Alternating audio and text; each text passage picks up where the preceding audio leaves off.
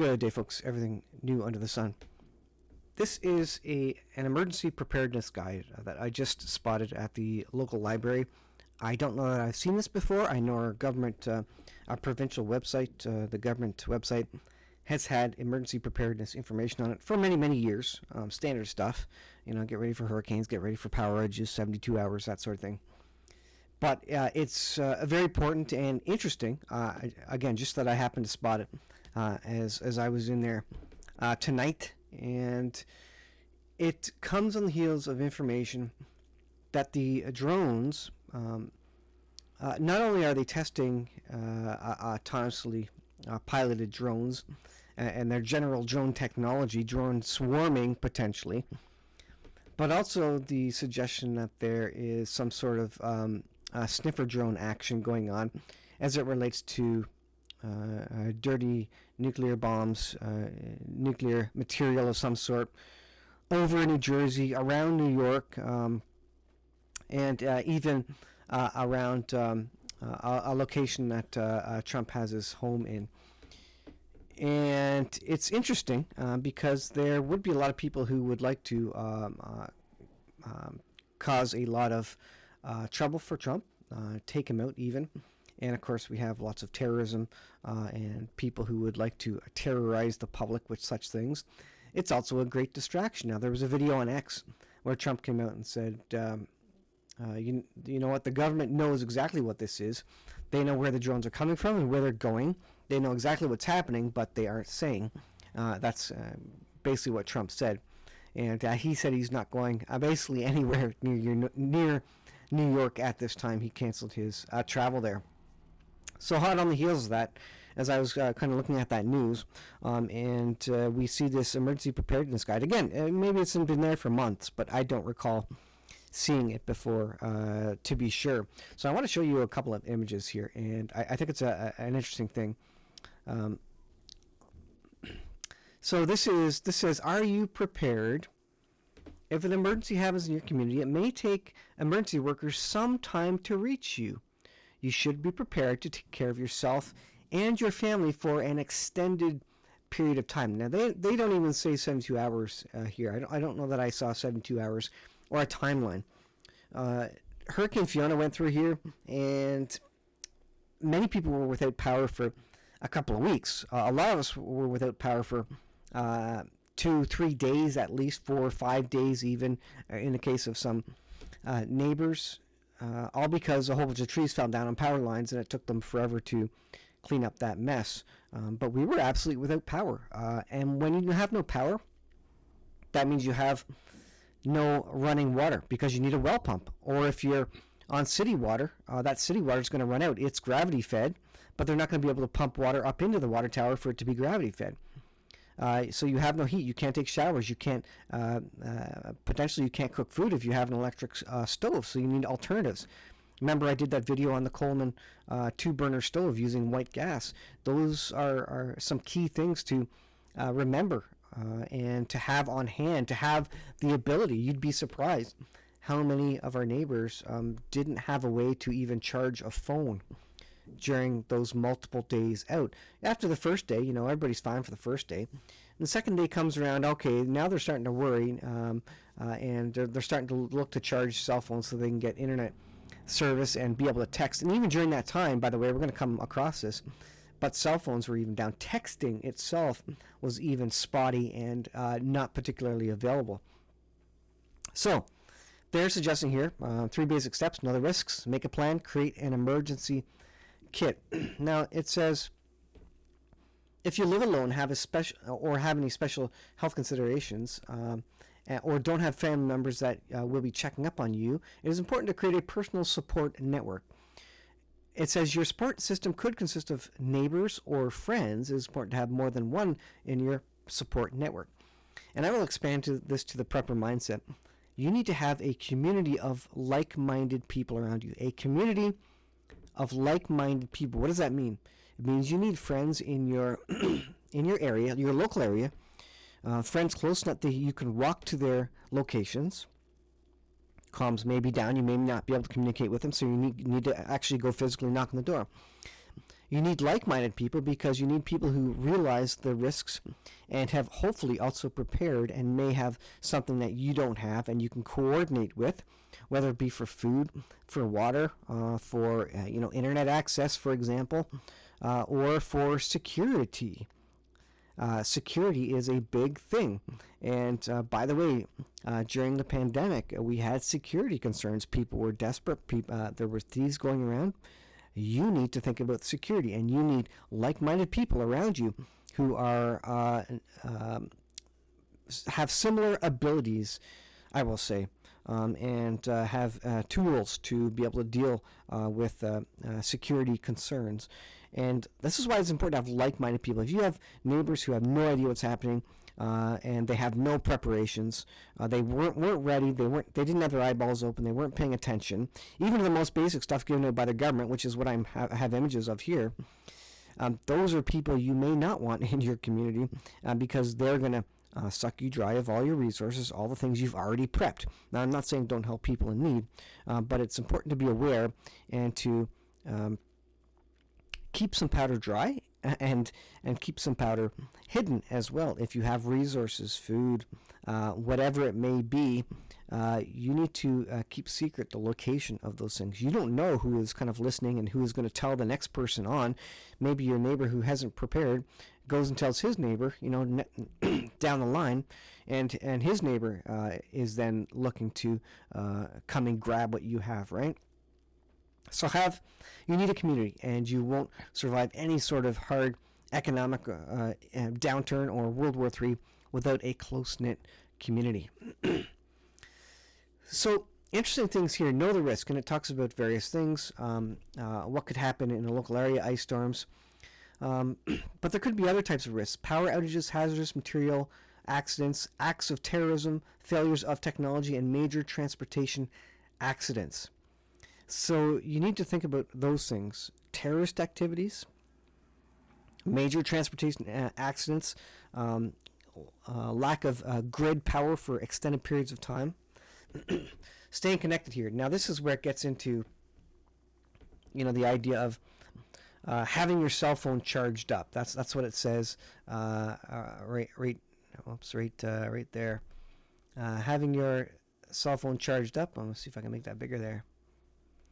Have your cell phone charged up, and a cell phone is a critical tool for, let's go here. Cell phones are a critical tool used for to stay connected. During an emergency, it is important to preserve battery life. This can be done by limiting use, lowering screen brightness, texting rather than calling, disabling GPS, and turning on battery-saving modes.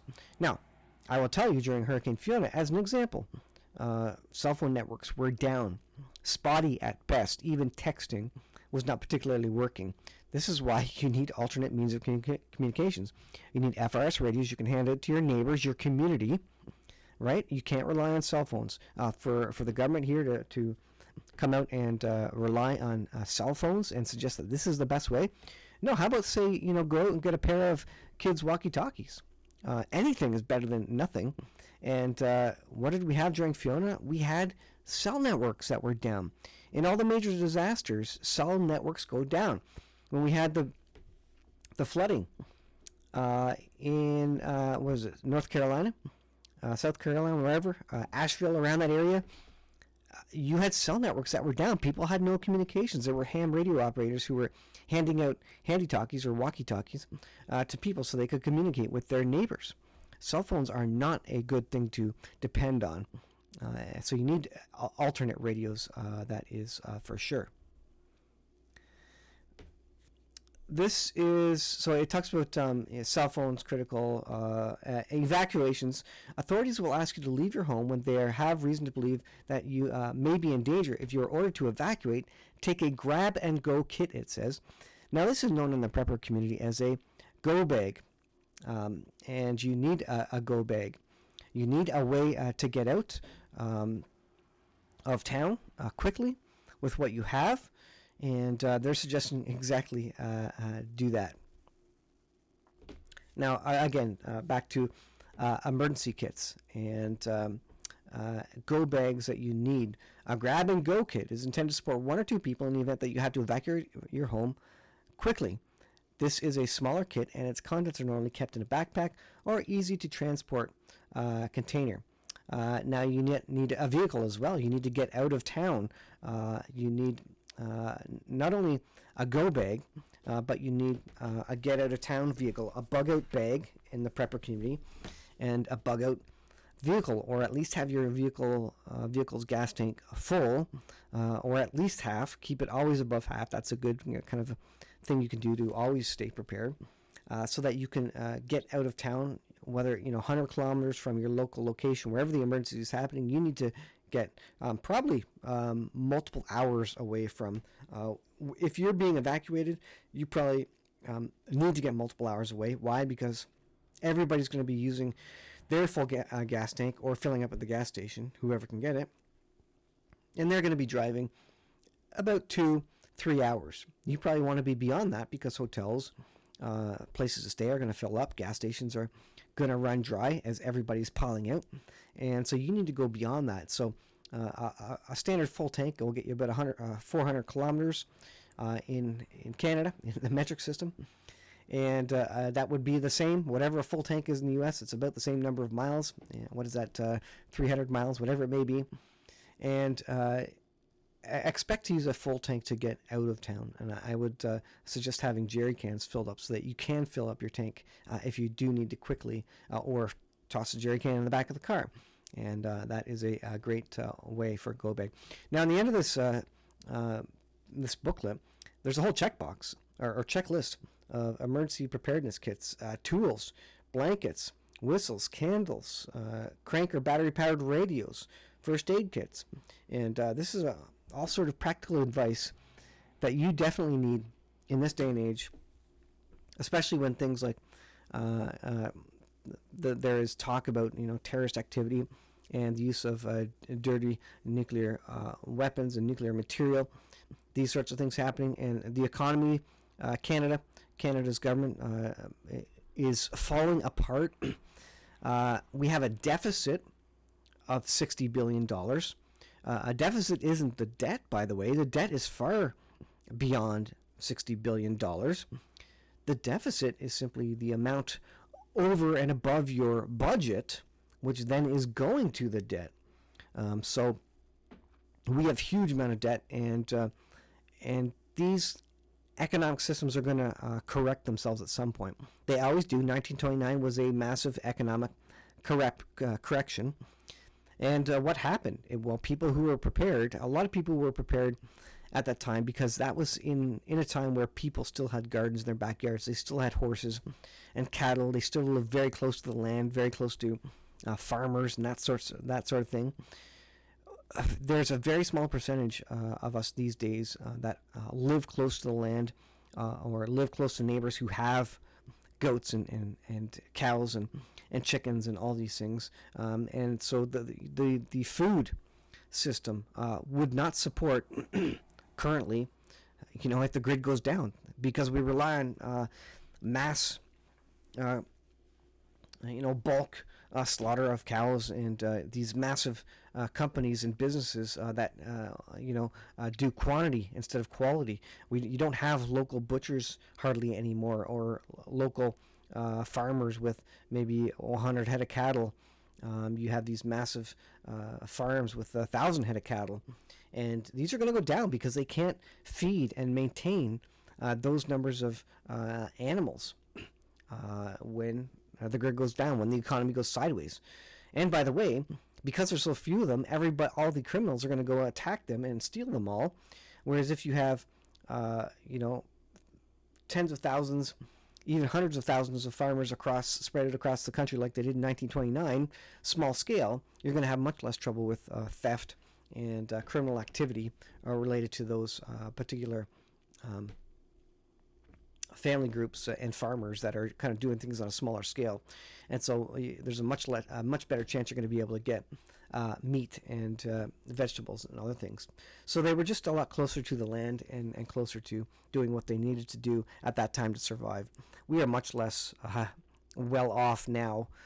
Most of us don't even know how to plant a garden, let alone how to be, know about husbandry, farm animals, and then where would you get them? You know, it used to be that you could go buy some chickens from your neighbor and then raise your own flock of chickens.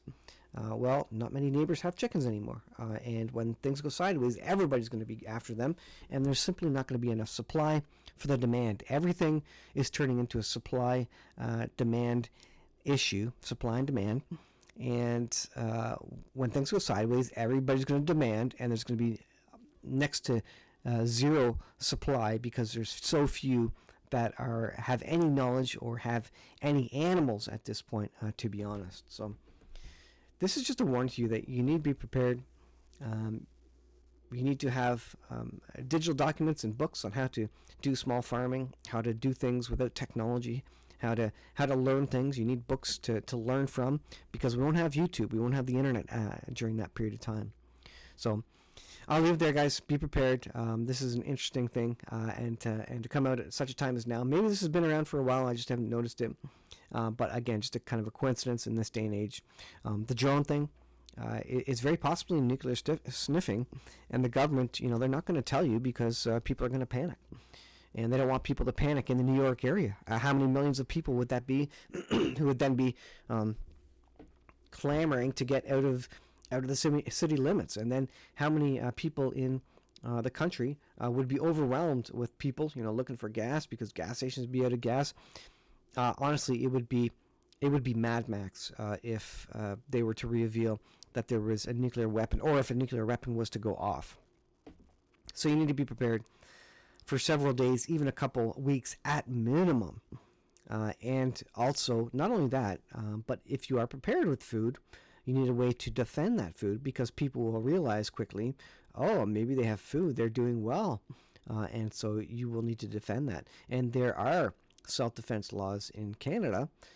It's harder and harder to defend yourself, but there is self-defense laws. And by the way, when things go sideways, if there's a nuclear weapon or World War III, whatever the disaster is, there will not be police. And I think that's what the beginning of this book suggested, that there will not be police around.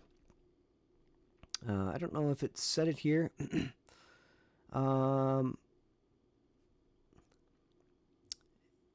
Yeah, it said it on one of the pages that when systems go down, the police won't be able to respond in a timely manner. And that's it. And that's the truth. You're on your own when this stuff happens. So I will say it again. Be prepared. And we're living in the last days. Things will get harder. Things will only get harder from here. That's what the Bible says, because evil is increasing in the last days. Birth pains are increasing. And so you need to get prepared now. Thanks for watching. We'll see you in the next video.